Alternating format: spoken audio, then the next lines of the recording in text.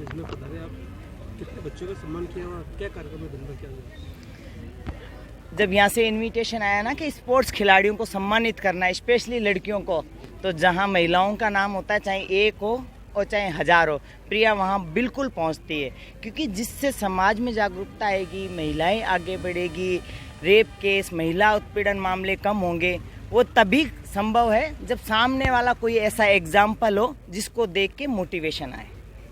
और सावित्रीबाई फुले खुद एक भारत की पहली शिक्षिका थी। जिस टाइम समाज की कुरीतियाँ चल रही थी, उस कुरीतियों से निकल के खुद इस जो समाज में हो रहा है उसके खिलाफ जाके उनने देश की महिलाओं को शिक्षित किया है, संपूर्ण देश को शिक्षित किया है, भारत को शिक्षित किया है। ये बहुत बड़ी बात है। उन्हीं के प्रेरणा स्रोत पे आज हम चल रहे हैं और आज हमें बोलने का अधिकार मिला है और ये सब सम्मान मिल रहा है, वो एक महिला के प्रति मिल रहा है। और हमें इस चीज़ की खुशी भी है कि एक महिला है जिसने पूरे भारत, संपूर्ण भारत को शिक्षित कर दिया।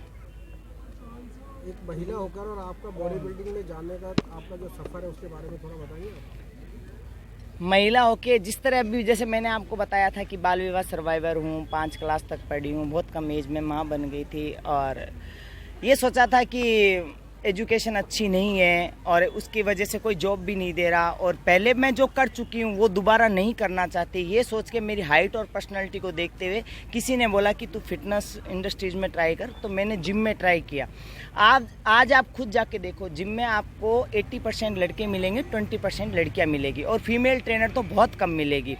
और जिस टाइम मैं जिम जाने लगी थी उस टाइम कोई नहीं था और तब मेरी इतनी रुचि थी कि प्रिया तुझे कुछ करना है और इस फील्ड से बेहतर नहीं सकता। अगर ये तूने खो दिया तो तेरा वही खेत, बकरी, चूल्हा चौका वो सभी करना है, तो तुझे इसमें बेस्ट करना है। और ये सोच के मैं एक जिम ट्रेनर बनी और जिम ट्रेनर बनते बनते हम एक कोई वर्कशॉप के लिए बाहर गए थे, तो मैंने वहाँ अदर स्टेट की लड़कियाँ देखी, राजस्थान की लड़की नहीं देखी। तब मैंने ऐसे क्वेश्चन कर लिया कि सर राजस्थान की महिला क्यों नहीं है। तब उन्होंने मुझे बताया कि मैडम कैसी बात करते हो, राजस्थान एक पुरुष प्रधान स्टेट है, महिलाएं घूंघट में आती है, घूंघट में जाती है, क्या उसको वापस स्टेट नहीं जाना। तो मैंने उनसे एक क्वेश्चन किया, ये और लड़कियाँ भी तो जा रही है, क्या गुनाह है। और उस टाइम मैं आम लेडीज़ थी और हज़ारों की पब्लिक के बीच में खड़ी थी। तब आज एक महिला छोटे कपड़े पहनती है तो उसकी लेग पुलिंग बहुत जल्दी होती है और वहाँ पे सिर्फ आपको यही सुनने को मिल रहा था, इसकी हैमस्ट्रिंग कैसे हैं, इसके क्वाड्स कैसे हैं, इसकी बाइसेप कैसी है, इसकी बैक कैसी है, इस महिला ने कैसी बॉडी बनाई है। उस टाइम महिला की सुंदरता बिल्कुल ख़त्म हो जाती है और एक पुरुष में पूरी तरह से कन्वर्ट हो जाती है, जिससे मसल का नाम दिया जाता है। महिला में टेस्टोस्टेरोन ज़्यादा है और मेल में टेस्टोस्टेरोन ज़्यादा है, महिला में फैट ज़्यादा। उस वजह से आप ये सोचो कि महिला का एक बॉडी बनाना नामुमकिन है।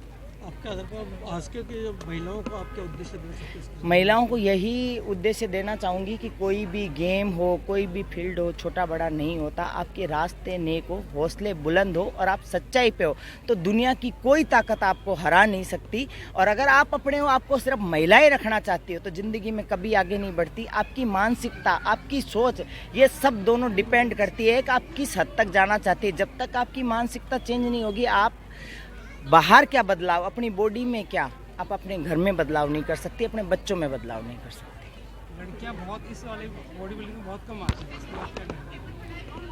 बॉडी बिल्डिंग में ये बहुत टफ गेम है। अदर गेम बहुत इजी है क्योंकि इसमें आप ये सोचो कि हम जब प्रेप पे आते हैं तो हम अन्न छोड़ देते हैं। 1 महीना बचता है तो बिल्कुल बॉयल चीज़ें खाते हैं और जब 15 दिन बचते हैं तो हम नमक छोड़ देते हैं। जब 30 घंटे गेम को बचते हैं तो हम पानी छोड़ देते हैं। तो ये बहुत टफ गेम है। और फील्ड में आना तो देखो ये है कि अगर जिसकी सहन करने की शक्ति तेज है तो बिल्कुल आएगी। और मैं तो कहती हूँ बॉडी बिल्डिंग में हर महिला को आना चाहिए। वो इसलिए आना चाहिए कि जितने उत्पीड़न, रेप केस होते हैं, आज मैं कहीं भी निकलती हूँ ना तो लड़के मेरे से डरते हैं। भाई एक पंच मार दिया तो वो एकदम फ्लैट हो जाएंगे, जबकि आपको किसी भी एंगल से मैं देखने से कोई मर्द लगती हूँ? नहीं लगती ना। पर ताकत तो उस हज़ारों मर्दों जैसी है मेरे में कि मैं एक बार में किसी को पछाड़ दूं। तो हर महिला को फील्ड में आना चाहिए। देखो ये कुछ टाइम के लिए होता है, ऐसा नहीं कि आप हमेशा भी आप बॉडी बिल्डिंग। अब देखो मेरा हमेशा के लिए बॉडी बिल्डिंग में नहीं लग रही हूँ, मैं आम महिला रही हूँ। एक गेम ऐसी चीज़ है जब आप खेलने जाते हो तो आप थोड़ा डिफरेंट दिखते हो, अदरवाइज आप उसी फॉर्म में आ जाते हो, बस ताकत डिफरेंट रहती है। तो हर महिला को बॉडी बिल्डर होना चाहिए। बॉडी बिल्डर होगा तभी ओपन माइंडेड होगा तभी क्राइम के खिलाफ लड़ पाएंगे। आजकल ऐसा कोई गेम नहीं है जो या कोई भी फील्ड नहीं है जहां महिलाएं नहीं हो। पॉलिटिशियन में महिलाएं बहुत ज़्यादा जा रही है। 33% आरक्षण मिल रहा है महिलाओं को। तो मैं आरक्षण के साथ साथ उनसे ये कहूँगी, आरक्षण तो मिल रहा है 33, बाकी का जो 77% है वो आप बॉडी बिल्डर बन के दिखा दीजिए। पूरे संपूर्ण देश पे राज करेंगी, और जब राज करेगी, जो घर को तो संवार ही रही है, महिलाएं देश को बहुत जल्दी संवारेंगी। क्या मैम अपने के लिए क्या टिप्स देंगे बॉडी को फिट रखने के लिए?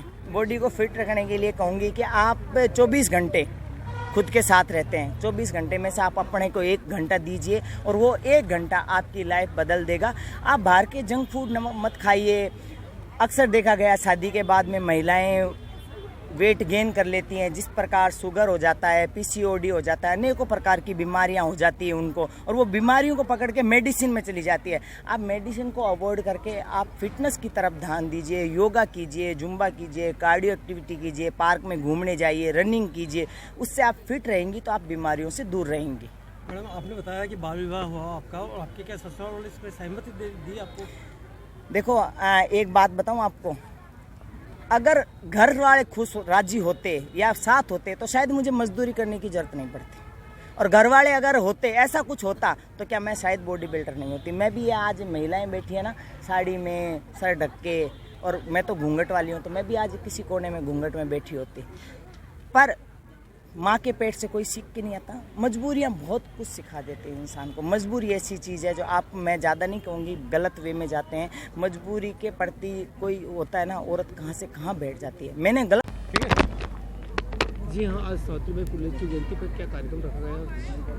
आज सावित्रीबाई फुले की 193वीं जयंती सावित्रीबाई फुले राष्ट्रीय जागृति मंच अजमेर की ओर से मनोहार समारोह स्थल में मनाई जा रही है। इस उपलक्ष्य के अंदर हम लोगों ने खिलाड़ी बालिकाएं, जिन्होंने जिला स्तर पर, राज्य स्तर पर और अंतर्राष्ट्रीय स्तर पर अपना उत्कृष्ट प्रदर्शन किया है, उन बालिकाओं को हम सम्मानित कर रहे हैं। जिससे इस कार्यक्रम को करने का जो हमारा उद्देश्य है वो ये है कि बालिकाओं का खेलों के प्रति रुझान बढ़े और वे आगे से ज़्यादा से ज़्यादा संख्या में खेलों में पार्ट लें। कार्यक्रम कहाँ पे, किस जगह चल रहा है? ये मनोहार समारोह स्थल 7 पीपली आदर्श नगर अजमेर में चल रहा है, और आज की जो हमारी मुख्य अतिथि हैं वो है प्रिया सिंह जी मेघवाल। वो राजस्थान की पहली महिला बॉडी बिल्डर है और गोल्ड मेडलिस्ट है इंटरनेशनल लेवल पे। कितने बच्चों को पारितोषिक वितरण किया गया? लगभग 55 से 60 बच्चों को सम्मानित किया जा रहा है। परिचय? मैं ममता चौहान, सचिव सावित्रीबाई फुले राष्ट्रीय जागृति मंच। पीछे आ जाओ।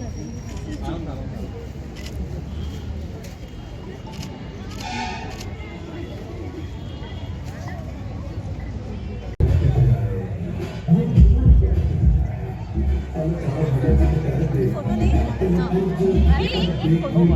फोटो ले लेते हैं। सबके साथ ले, उधर से आ जाओ, उधर से आ जाओ।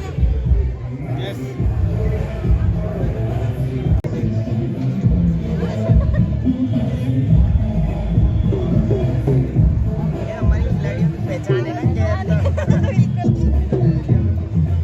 पहचान से नहीं भाग सकती।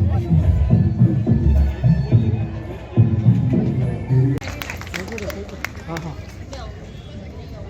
बच्चों की तो लेकिन बच्चों की आवाज आती है।